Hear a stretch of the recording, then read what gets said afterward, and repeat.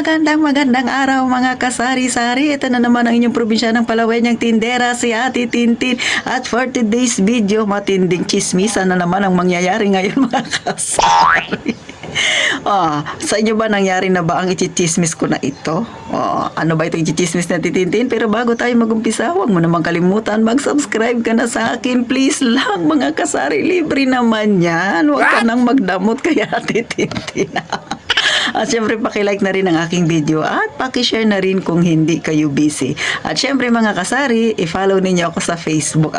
May Facebook account na si Ate Tintin. Type nyo lang Ate Tin. Itong pagmumukha na itong makikita ninyo doon mga kasari. No? So doon, tinatalakay ni Ate Tintin ang mga problemang kinakaharap nating mga tindero-tindera. Bagamat dinaan ko lang sa patawa-tawa, pakwela-kwela. Alam ko, nangyari na rin yan sa inyo. Kaya syempre mga kasari ay maging masaya tayo sa ating pagtitinda. Kaya i-follow nyo na ako. Type nyo lang Ate Tin mga kasari. Magkita tayo doon.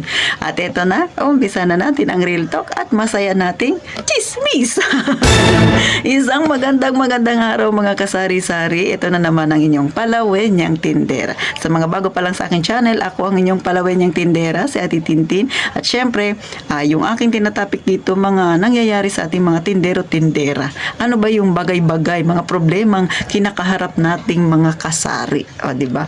So, bagamat simple lang siya, maaaring makatulong din ito sa mga nag-uumpisa pa lang mga kasari. Kaya, sana ay samahan ninyo si Ate Tin. So, eto na yung aking ichichismis, no?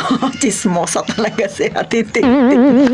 Pero syempre, chismisang pang negosyo. Ikaw ba tindera ka? Dahil nakikita nilang madaling umunlad ang tindahan mo. Sinabihan ka na rin ba nilang masyado ka namang kuripot? Ang pagkukuripot daw ay wala sa lugar. Yan bang naipon mo na yan? Madadala mo ba yan sa langit? Di ba? Yan yung madalas nilang sinasabi.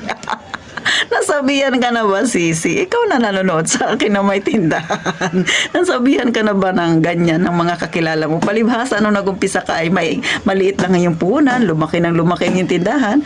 Ngayon may nakita silang maganda na ang itsura ng yung tindahan. Sinabihan ka ng ganyan. Kaya yan madaling lumaki at lumago ang tindahan niya kasi kuripot yan. Di ba mga kasari? Kasi masyadong matindi kumawak ng pera. Hindi naman niya madadala yan sa langit. Bagamat mga kasari minsan dinadaan nila sa pabiro, di ba mga kasari?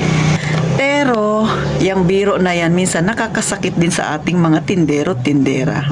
Pero ako mga kasari, nasanay na lang ako sa ganyan sa sinasabi nila. Kaya para sa akin na normal na lang yung mga ganyan. Bagamat minsan naisip ko, mali ba yung ginagawa ko? Di ba sa atin naman pagka nagnenegosyo ka, ang gusto mo lang naman ay makapag-ipon. Syempre, mapalago pa yung tindahan mo. Pero minsan kasi meron talaga tayong mga beshi na parang ayaw nila na umangat ka. Masama yung kanilang pakiramdam pag nakikita kanilang umaangat, no? Minsan sa mga biruan, sasabihan ka na, huwag ka na magpayaman, hindi mo naman madadala sa libingan yan. Pero ang totoo mga kasari, sa mga bago pa lang na nagtitindahan, pagka kayo ay nakarinig ng ganyan, dahil nakikita nilang lumalago at gumagandang yung buhay, huwag nyo silang pakinggan. Kasi wala naman silang ambag sa buhay ninyo. Mag-focus kayo sa tindahan. Mas maganda, mas palakihin nyo pang tindahan nyo, mas palaguin nyo pang tindahan nyo para magluwa na talaga ang kanilang mga mata. Katitingin sa inyong tindahan. Char lang.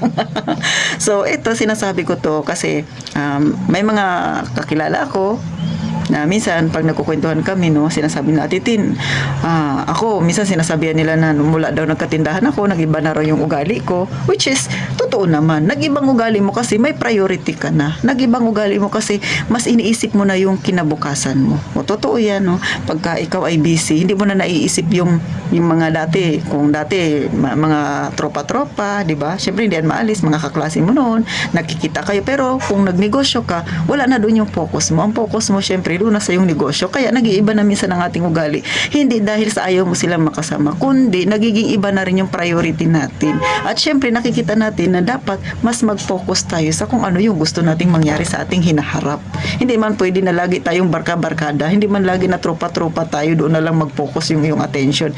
Kailangan nating mag-grow up, o, di ba? Lalo na kung pamilyado ka na. Kaya ito sinasabi ko, no, mga kasari, pagka kayo ay sinabihan ng ganyan, huwag niyong pansinin. Minsan kung nasasaktan kayo, hayaan niyo lang. Kasi nga, yung ginagawa ninyo mga kasari, darating ang panahon, aanihin nyo rin yan. Kung naging masipag kayo ngayon, pagdating ng panahon, abay, syempre, mararanasan ninyo yung kaaluhan ng buhay. Kasi pagka pinakinggan nyo yung mga sinasabi niya na nagbago ka na, ganito ka na, o diba? Lalo na kapag nagninegosyo ka, nag-iiba na yung pag-iisip mo, mas naiisip mo na kailangan mo nang mag-ipon, magtipid, kasi pagka in case of emergency, lalo na kung nagninegosyo ka, pag may dumating ng mga iba't ibang offer na para sa iyong negosyo, siyempre kailangan maipon ka. So, naiisip mo yung mga bagay na yan. Kaya, naisip mo na kailangan ko talagang mag-ipon para na rin sa aking maliit na negosyo para mapalago ko. So, talagang nag-iiba ang ating mindset mga kasari. Kaya, kung may nagsasabi man na ganito, ganyan, ay hayaan nyo sila.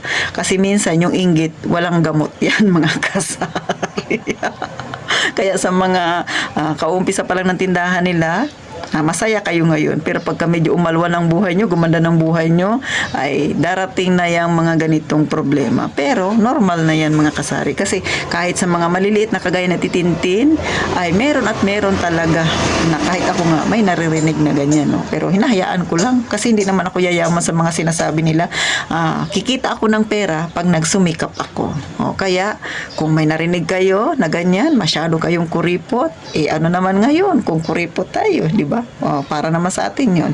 Pagka nagkaroon tayo ng emergency, hindi mo na kailangan mangutang. So, paano mga kasari? Sana kahit pa paano nakatulong ako sa mga beshi natin dyan, sa mga tindera-tindera, nakakaranas ng ganyan na masyadong yung iba, no, nagumpisa minamaliit, ay hindi ka kikita. Barya-barya lang yan. Ngayon nakita nila, umunlad ka na. Ang sasabihin na naman nila, ay nagbago ka na. Marami talaga silang ibabato sa atin mga kasari. Kaya, stay put ka lang yan. Di ba mga kasari? Tapos maging humble ka lang lagi. Tapos huwag kang magsasabi ng mga na-achieve mo na. Lalo na yung mga ipon-ipon na yan, huwag mo na lang sabihin sa kanila. Secret na lang natin yung mga tindera. So paano mga kasari? Hanggang dito na lang si Ate Tintin. Paki-follow niyo na lang ako sa Facebook. Type niyo lang Ate Tin. Doon ay magngitian tayo. Mga real talk na pangyayari sa ating mga tindera. Magkita tayo sa sunod na vlog ni Ate Tintin. Siyempre, kwentuhan lang to. Pero alam ko, yung iba, relate dito. So paano gaya nga ng palagi ko sinasabi? Mag-ingat tayong palagi, mga kasari.